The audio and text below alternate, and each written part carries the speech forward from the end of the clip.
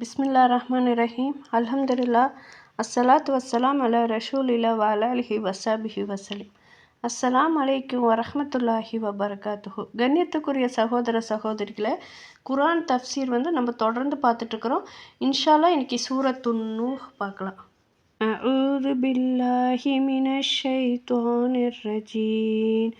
பிஸ்மில்லாஹிர் ரஹ்மானிர் ரஹீம். இன்னா அர்ஸல்னா நூஹன் இலா கௌமிஹி அன் அன்திர கௌமக மின் கப்லி அன் யாத்திஹும் அஸாபுன் அலீம். கால யா கௌமி இன்னீ லகும் நஸீரும் முபீன் அன் அஅ்புதுல்லாஹ வத்தகூஹு வஅத்தியூன் யக்ஃபிர் லகும் மின் துனூபிக்கும் வ யுஅக்ஹிருக்கும் இலா அஜலின் முஸம்மன் இன்ன அஜலல்லாஹி இதா ஜாஅ லா யுஅக்ஹரு லவ் குன்தும் தஅலமூன். قال ربي إني دعوت قوم ليلا ونهارا فلم يزدهم دعائي إلا فرارا وإني كلما دعوتهم لتغفر لهم جعلوا أصابعهم في آذانهم واستغشوا ثيابهم وأصروا واستكبروا استكبارا ثم إني دعوتهم جهارا ثم إني أعلنت لهم وأسررت لهم إسرارا فقلت أستغفروا ربكم إنه كان غفارا يرسل السماء عليكم مدرارا ويمدكم بأموال وبنين ويجعل لكم جنات ويجعل لكم أنهارا ما لكم لا ترجون لله وقارا وقد خلقكم أطوارا ألم تر كيف خلق الله سبع سماوات طباقا وأنزل القمر فيهن نورا وأنزل الشمس سراجا والله أنبتكم من الأرض نباتا ثم يعيدكم فيها ويخرجكم إخراجا والله جعل لكم الأرض بساطا لتسلكوا منها سبلا فجاجا. அளவிலா கருணையும் இணையிலா கிருபையும் உடைய அல்லாஹ்வின் திருப்பெயரால். நிச்சயமாக நாம் நூஹை அவருடைய சமூகத்தாரிடம், நீ சமூகத்தாருக்கு நோவினை செய்யும் வேதனை அவர்கள் மீது வருவதற்கு முன்னர் அது பற்றி அச்சமூட்டி எச்சரிக்கை செய்வீராக என தூதராக நாம் அனுப்பினோம். என் சமூகத்தாரே, நிச்சயமாக நான் உங்களுக்கு பகிரங்கமாக அச்சமூட்டி எச்சரிக்கை செய்பவன் என்றும் அவர் கூறினார். அல்லாஹ்வையே நீங்கள் வணங்குங்கள், அவனுக்கு அஞ்சிக் கொள்ளுங்கள், எனக்கு கீழ்ப்படியுங்கள். இவ்வாறு நீங்கள் நடந்தால் உங்களுடைய பாவங்களை அவன் மன்னிப்பான். மேலும் ஒரு குறிப்பிட்ட தவணை வரை அவன் உங்களுக்கு அவகாசம் அளிப்பான். நிச்சயமாக அல்லாஹ்வின் தவணை வரும்போது அது பிற்படுத்தப்பட மாட்டாது. இதை நீங்கள் அறிந்து கொண்டவர்களாக இருந்தால் என்றும் கூறினார். பின்னர் அவர், என் இறைவா, நிச்சயமாக என் சமூகத்தாரை இரவிலும் பகலிலும் நேர்வழியின் பால் அழைத்தேன் என்று கூறினார். ஆனால் என் அழைப்பு நேர்வழியிலிருந்து வெறுண்டு ஓடுதலை தவிர அவர்களுக்கு வேறு எதையும் அதிகப்படுத்தவில்லை. அன்றியும் நீ அவர்களுக்கு மன்னிப்பதற்காக உன் பக்கம் நிச்சயமாக அவர்களை நான் அழைத்த போதெல்லாம் தம் காதுகளில் தம் விரல்களை வைத்து கொண்டனர். மேலும் தங்களை தம் ஆடைகளை கொண்டு மூடிக்கொண்டனர். அன்றியும் அவர்கள் தம் வழிகேட்டில் பிடிவாதமாகவும் பெரும் அகபாகம் கொண்டவராகவே இருக்கிறார்கள். பின்னர் நிச்சயமாக நான் அவர்களை சப்தமாக அழைத்தும் போதித்தேன். அதன் பின்னர் நிச்சயமாக நான் அவர்களிடம் பகிரங்கமாகவும் கூறினேன். அவர்களிடம் எனது பிரசாரத்தை இரகசியமாகவும் கூறினேன். மேலும் நீங்கள் உங்களுடைய இறைவனிடம் மன்னிப்பு தேடுங்கள், நிச்சயமாக அவன் மிகவும் மன்னிப்பவன் என்றும் கூறினேன். அப்படி செய்வீர்களானால் அவன் உங்கள் மீது தொடர்ந்து மழையை அனுப்புவான். அன்றியும் அவன் உங்களுக்கு பொருட்களையும் புதல்வர்களையும் கொண்டு உதவி செய்வான். இன்னும் உங்களுக்காக தோட்டங்களை உண்டாக்குவான். உங்களுக்காக ஆறுகளையும் பெருகெடுத்து ஓடுமாறு உண்டாக்குவான். உங்களுக்கு என்ன நேர்ந்தது? அல்லாஹ்வின் மகத்துவத்தை நீங்கள் உணராமல் இருக்கிறீர்கள். நிச்சயமாக அவன் உங்களை பல நிலைகளிலிருந்து படைத்தான்.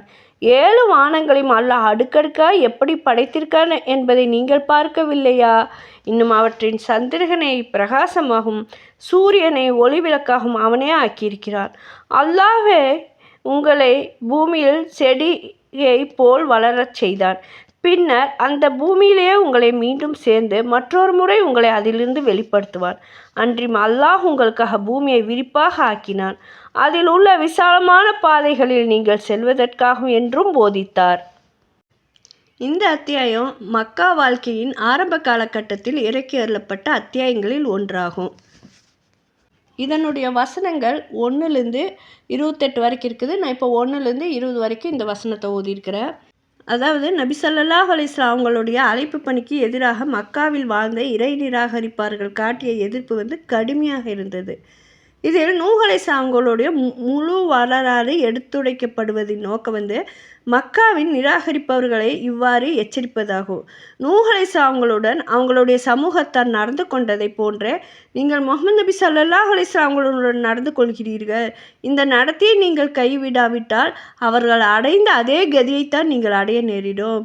நூஹ் அலைஹிஸ்ஸலாம் அவங்க அல்லாஹ் தூது பொறுப்பில் அமர்த்திய போது அவங்களிடம் என்ன பணியை ஒப்படைத்திருந்தான் என்பது பற்றி முதல் வசனத்தில் கூறப்படுகிறது. நூஹ் அலைஹிஸ்ஸலாம் அவங்க அழைப்பு பணியை எப்படி ஆரம்பித்தார்கள், தமது சமூக மக்களின் முன்னால் என்ன செய்தியை சமர்ப்பித்தார்கள் என்று 2 முதல் 4 வரை உள்ள வசனங்களில் சுருக்கமாக கூறப்பட்டுள்ளது. பிறகு 12 காலம் வரை அழைப்பு மற்றும் பிரசார பணியின் துன்பங்களை சகித்தார்கள். பின்னர் நூஹ் அலைஹிஸ்ஸலாம் அவங்க தம் இறைவனின் திருமுன்னர் சமர்ப்பித்த செய்தி 5 முதல் 20 வசனம் வரை உள்ள வசனங்களில் இடம்பெற்றிருக்குது. நூஹ் அலைஹிஸ்ஸலாத்தை அல்லாஹ் தன் சமூகத்தாரிடம் நீங்கள் உன் சமூகத்தாருக்கு நோவினை செய்யும் வேதனையை அவங்களுக்கு வர்றதுக்கு முன்னால் அதை பற்றி நீங்கள் அச்சமுட்டு எச்சரிக்கை செய்வீராக என அவர் தூதராக அல்லாஹ் அனுப்பி வைக்கிறார். அப்போ போய் அவங்க அறிவு மயங்கி சிலைகளை வணங்கி தம் சமுதாயத்தை சீர்திருத்தம் செய்யறதுக்கு நூஹ் அலைஹிஸ்ஸலாம் அவங்க பின்வருமாறு பிரசாரம் செய்கிறாங்க. என் சமூகத்தாரே, நிச்சயமாக நான் உங்களுக்கு பகிரங்கமாக அச்சமுட்டி எச்சரிக்கை செய்பவன் என்று கூறுறாங்க. அல்லாஹ்வே நீங்கள் வணங்குங்கள், அவனுக்கு அஞ்சிக் கொள்ளுங்கள், எனக்கு கீழ்ப்படியுங்கள். இப்படி நீங்கள் நடந்தால் உங்களுடைய பாவங்களை அவன் மன்னிக்கிறான். மேலும் ஒரு குறிப்பிட்ட தவணை வரை அவன் உங்களுக்கு அவகாசம் அளிப்பான். நிச்சயமாக அல்லாஹ்வின் தவணை வரும்போது அது பிற்படுத்தப்பட மாட்டாது.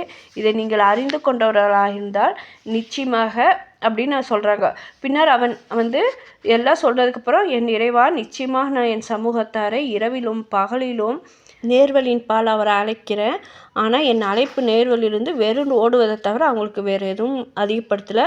அவங்களுக்கு மன்னிப்பதற்காக உன் பக்கம் நிச்சயமாக அவங்கள நான் அழைத்த போதெல்லாம் தம் காதுகளில் தம் விரல்களையும் வச்சுக்கிறாங்க, மேலும் தங்களை தம் ஆடைகளை கொண்டு மூடிக்கிறாங்க அப்படின்னு சொல்லி, பின்னர் நிச்சயமாக நான் அவங்கள சப்தமாக அழைத்து போதித்தேன். அதன் பின் நிச்சயமாக நான் அவங்களிட பகிரங்கமாகவும் கூறினேன்ட்டு இரகசியமாகவும் அவங்கள்ட்ட சொன்னேன்.